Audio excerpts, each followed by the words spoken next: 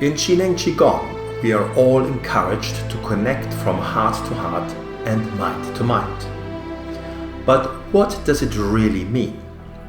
According to Heather Bourne, the essence of Hunyan Qi therapy is love. So when you can see the other person as you, there is no longer separation. Your judgment disappears, and when you open yourself to this, miracles happen. Let's hear what she has to say. My name is Thorsten Lüdecke, and this is the Wisdom Qigong podcast.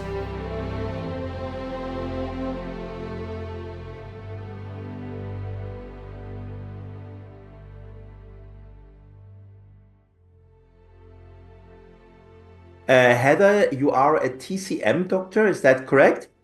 Yes, a TCM practitioner. Yes. Yeah. Mm-hmm. And you're based in Basel, Switzerland, and you're also a Hunyan Qi therapist. And you discovered something very exciting, which you shared with me, that you said the essence of Hunyan Qi therapy, from your perspective, is actually love and healing with love. And it goes so far that you're working on your new website, which is going to be called something like The Art of Healing with Love. And I thought this is going to be a perfect topic for us to talk about. So please give us a little bit of background. What makes you think that the essence of healing is love? Okay, so maybe I give a little bit of background to where this idea came from. So from a young age, I was always having these visions of how can the world be a better place, and it was always like I had this vision like of a tsunami, of like a wave covering the earth and the universe with love. You know, it was like this tsunami of love would solve all the problems. You know, would solve the wars, would solve the hunger, would solve the pain of the world. And this was kind of a vision I had, and and it stayed like that. It stayed in the background, and then I did my studies and had a very scientific education, scientific background, where spirituality and science didn't mix at the time. So it was difficult for me to combine these concepts, because spirituality was already very present in my mind. But because of my scientific background, it was difficult to talk about it, or to even mention it to people I was working with or interacting with. And then I made my own path in a way. So I explored various spiritual paths, and including shamanism, meditations, different kinds of meditation, and reconnected with this vision actually of what is the essence of life, what is the essence of our interactions, of what we do as human beings. And I came to the realization that love is the essence of what we do and what we share, and it's also the way we heal. For me, love, so it's difficult also to talk about love, because love is a very broad word. It's used in so many different contexts, and I love cheese and I love you, and it's the same thing, the same word. But love, as I talk about it, when I talk about healing with love, is really comes down to the essence of what we are, and it comes to the essence of oneness.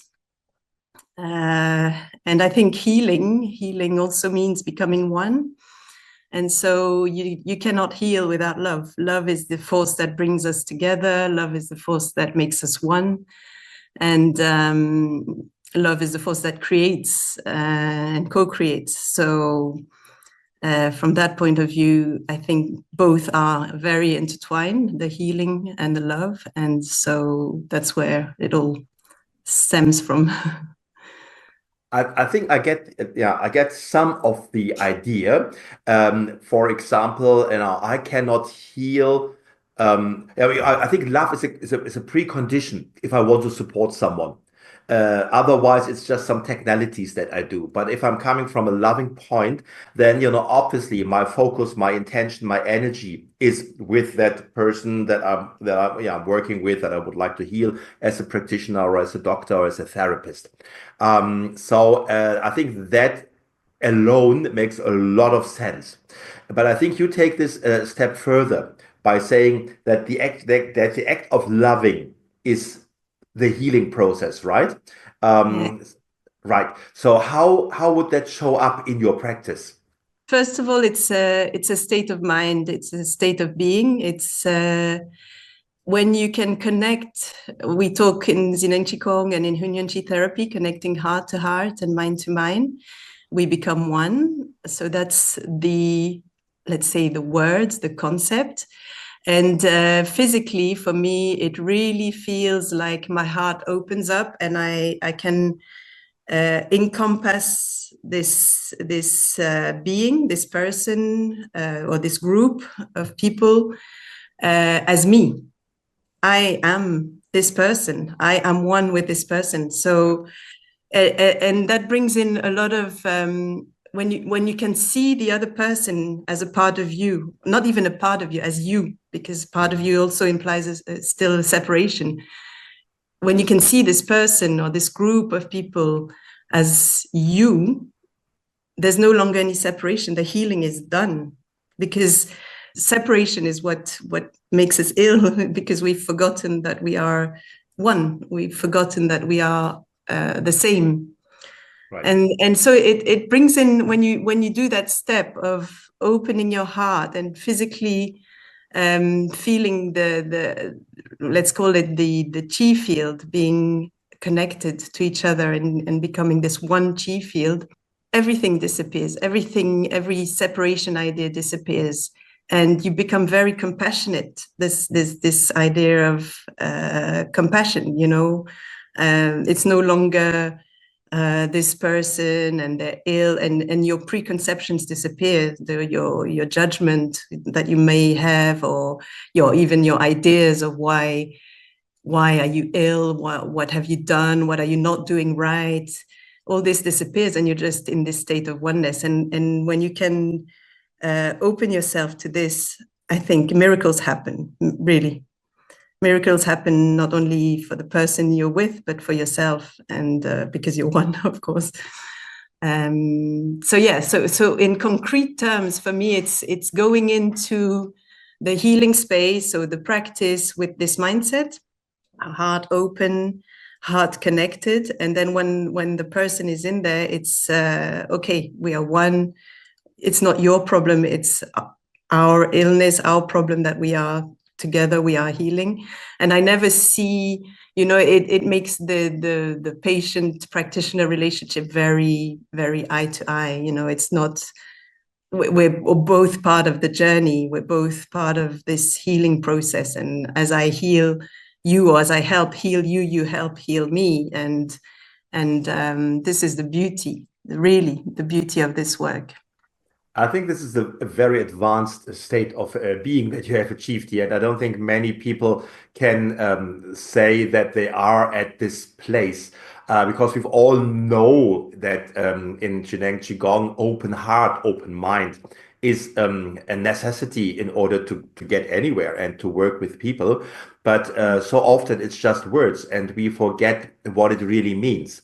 And when I look at myself, and you talk about that if we really practice that we no longer have these thoughts of no wonder he's ill because he's doing this and this wrong, or if he only did that or understood that, then he would be better. So this is automatically coming in as a judgment, for me at least. And what you're suggesting here is, it's not about the other person, because there is no such thing as another person. It is me, right? This is oneness.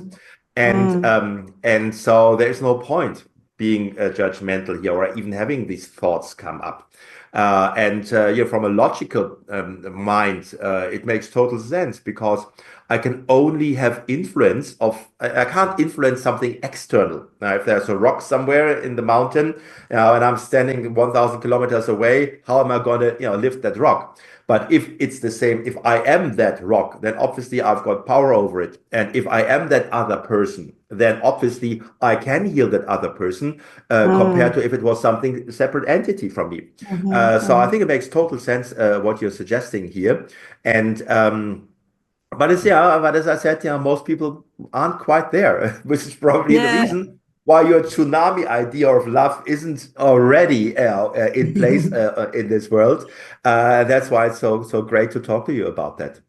And I think what helps me, and it's an exercise, and it's a challenge. It's a challenge exercise. When someone triggers me, okay, if I hear in the news or if I hear of someone doing something that I find, obviously, with my judgment mind, unfair, not correct, not right, the exercise is to put yourself in the shoes of that person. Say, this is someone who has been born, had parents, had an education or not.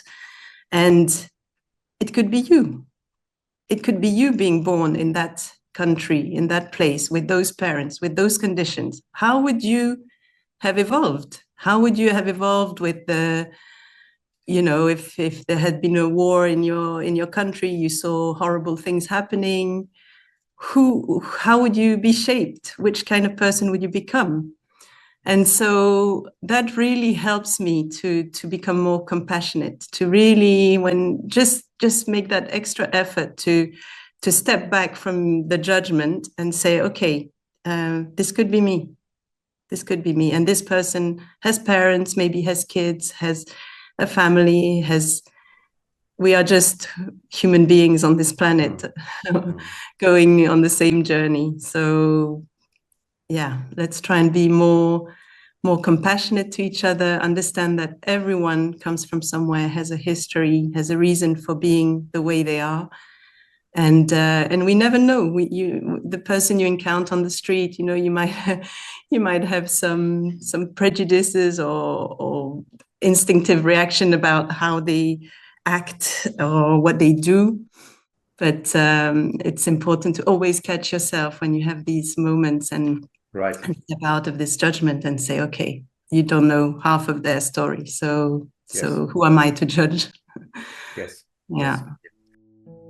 We have a way you can discover Qigong. So at the Chineng Qigong Students Hub, we know that understanding Qigong is very important. And also that Chineng Qigong in itself has various nuances that people can't easily comprehend. So we've approached it in the style of a video game. On this page, Discover Qigong, you can select your character. So you can either be a beginner, a practitioner, or a holistic healer or self-healer. And you click on your character and it takes you to these different sections. In these sections, you can explore the nuances. And when you click on a card, all of the resources pop up, and we've made it really fun, and not many people know about it. So if you are interested, have a look and discover Qigong. No, it's a good point. I mean, most of us run around the world thinking that everybody else is kind of an idiot because they don't act and the way that we would act. And we constantly compare that, and by trying to put ourselves into their shoes, trying to understand or trying to imagine that their life was very different than ours, which is the reason why they act in a different way.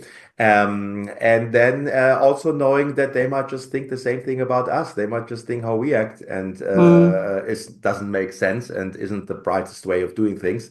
So it goes both ways, I suppose, right? Yeah. Now, I'd like to touch a little bit though on the topic of love, because you said earlier that we use the word in various ways. You said I love cheese and I love you as a person, and I think there's a big misunderstanding about love as a way of being, because very often we mistaken love for something which is actually quite selfish. It's about how someone or something makes us feel. So, for example, if you say I like cheese, yeah, I love cheese. I think let's just go to fish. I love fish. You're not saying you really love the fish, because if you love the fish, you wouldn't have taken him out of the water in the first place, right? And fried him or fried it. What you're really saying is, I love the way the fish makes me feel when I eat it. And often we use the word love in the same way with other people. So, for many of us, when we say we love our partner or we love someone, we don't really love that person. If you're honest, it's about how he or she makes us feel. That is what we love. Because if we really love that person, we would totally give them free. Yeah, we would want them to flourish, not so much in the attached way that we usually practice love. Because for us, it's often, I want that person in my life, so it's about us, rather than I want this person to flourish and do whatever he or she does. Then we would be totally happy if he or she walks off the relationship and does what he or she wants to do, because that's his or her life, right? So it's important to understand what the concept of love really means. And so love is not directed towards one particular person. Love really is a way of being. Yeah. And that way of being that I then implement in my healing practice, that I connect with when I do whatever I do in my practice, to support a person on their journey to health and well-being. So I just wanted to make this clear, and I'd like to get your point on that, so that I know we are talking about the same thing here. Absolutely, absolutely. I think, like you say, there is a very selfish understanding of love in our society, obviously emphasized by the media and the films and the songs, and it's interesting what you say. So when you think you love a person, you love them for the way they make you feel, right? Yes. But when you also understand that person mirrors a quality that is actually inside you, you understand also that you don't love them, but they help you love yourself. So each person that you are very fond of, you are fond of because it resonates with something in you which you love. But it's easier to project on someone else. The same way it's easy to project the bad things on someone else. This person is like this, I don't like that.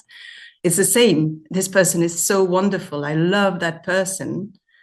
But actually what it is that you love that quality that you already have inside of you. And so love is this energy that reconnects you to yourself. It's becoming one. So love is the force that brings us together, that makes us one with another person, but it's also the force that makes you one with yourself. And that's the most important basis for healing. And understanding that this connection with another is actually helping you connect to yourself is beautiful. And this oneness with yourself is also something we strive for when we heal. I love every cell of my body. I am one with every cell of my body. And that's also this in this Hunyuan Chi therapy and the Zineng Qigong. When you go from the inside and you expand and integrate with every cell of your body, this is loving yourself. It's loving every cell of your being. And that's when you heal as well. The love concept is definitely other than what is displayed in our society. But it's the start, it's the start of a bigger journey, I would say. And I think you're touching on another very important point here, because this is the other misconception that I see, at least, the idea of self-love. Because there are a lot of people running around, posting stuff about how they need to love themselves more. But I don't think it works that way. It's not by focusing on me and saying now I've given so much love to others, which is impossible because love is a way of being. You can't give away your Mm-hmm. love. It's just who you are and how you go through life.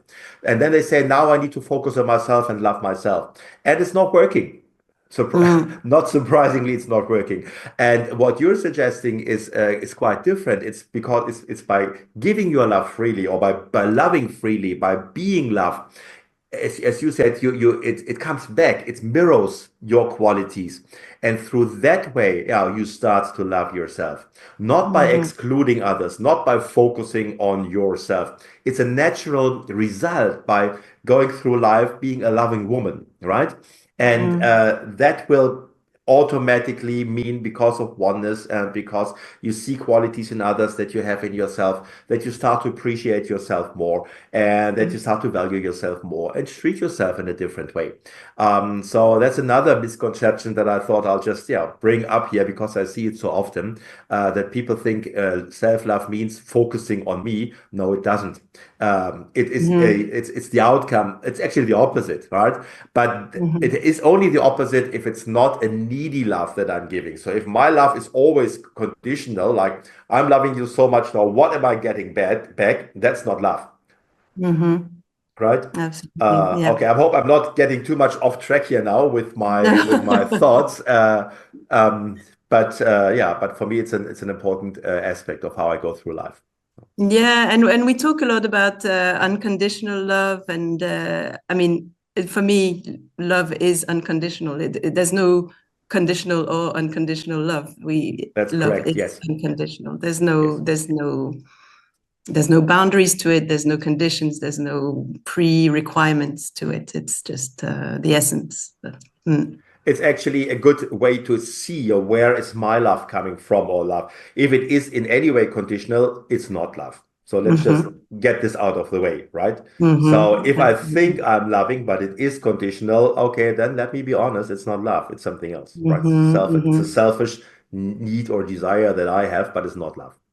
And I would not be too harsh on yourself, because we are all in this. I assume a lot of us are in this situation that we think we love someone, and when they do something, we are upset.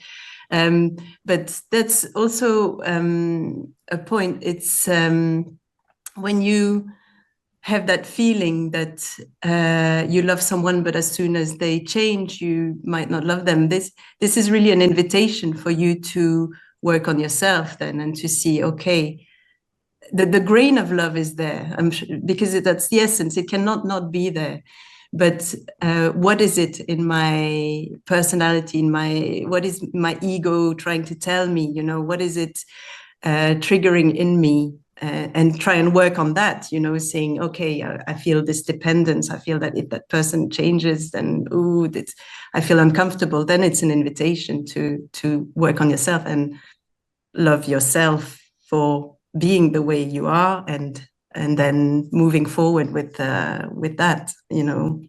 We're human beings at the end of the day.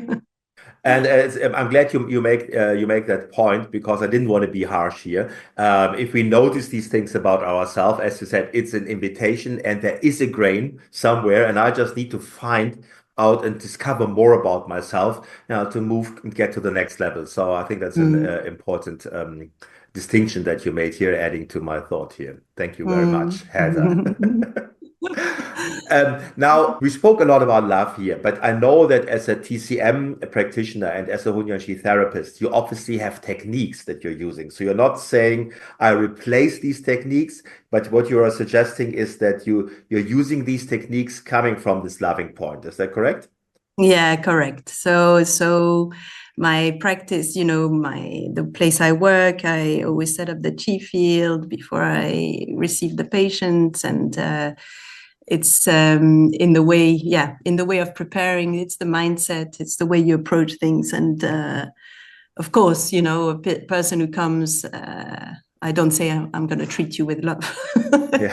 although it is in me and it's what I give out. But there will be needles, there will be massage, there will be other conversations also during the treatment that all contribute to the healing. So it's more a preparation for me in my mind, in my practice, and then it just flows. Yeah. Absolutely.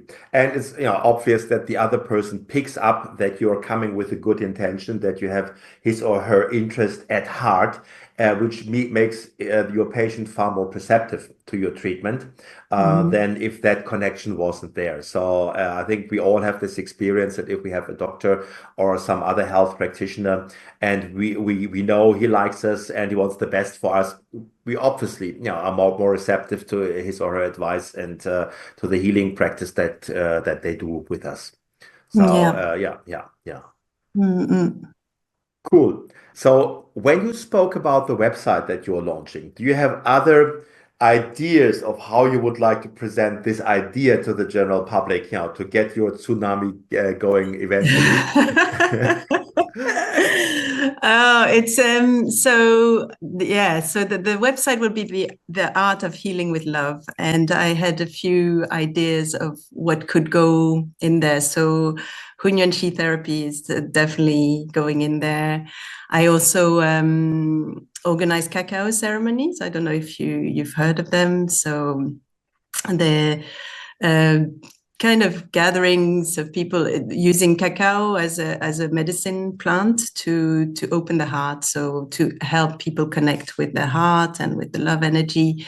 So I think this will be a part of it as well. And I think that's all my ideas for now. I would love to share more texts and thoughts on what love is, a bit like what we've just discussed. So there will be parts, parts of that as inspiration.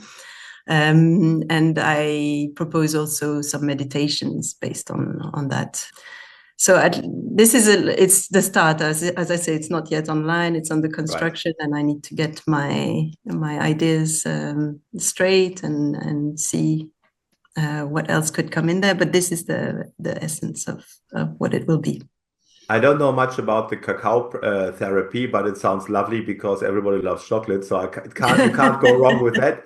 But I know a little bit about Hunyuan Chi therapy, obviously. So I'm curious to see, because I know you guys are doing a lot of work in the educational program and are learning a lot of theory also behind the Hunyuan Chi therapy to understand it properly. You're learning all the techniques.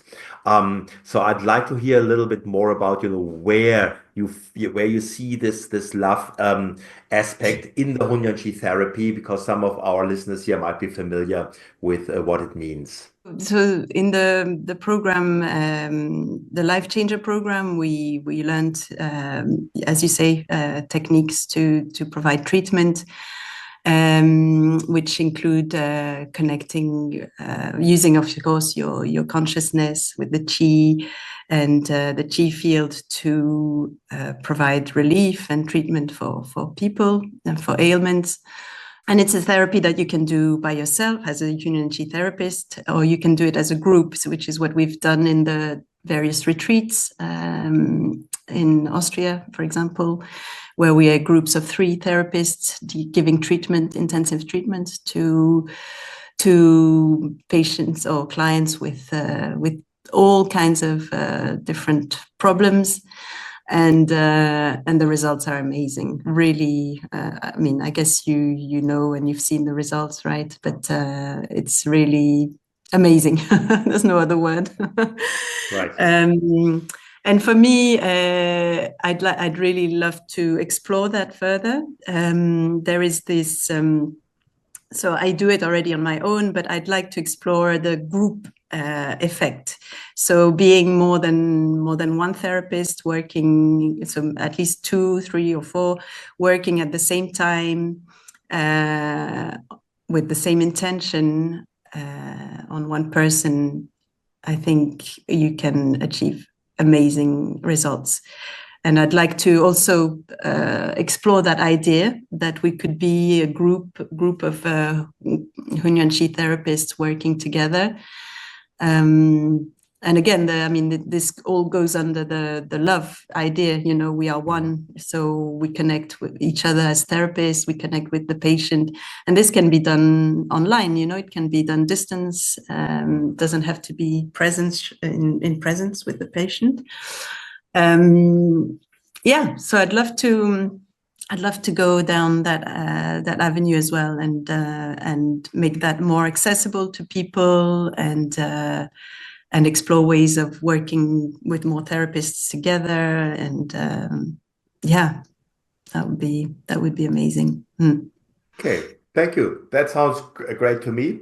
And we know that from the Medicinalist Hospital, one of the reasons why it worked so well because the Chi field was so amazing, because of so many people practicing together and building the Chi field. But as you said, these days we have a technology at our disposal. There was no such thing as the internet or Zoom in those days, so we can actually benefit from it. Even if we are isolated at our home, we can still use the power of the Chi field, because in oneness, in distance, is not an issue. And using this, working together, is just as powerful as if we were person on person.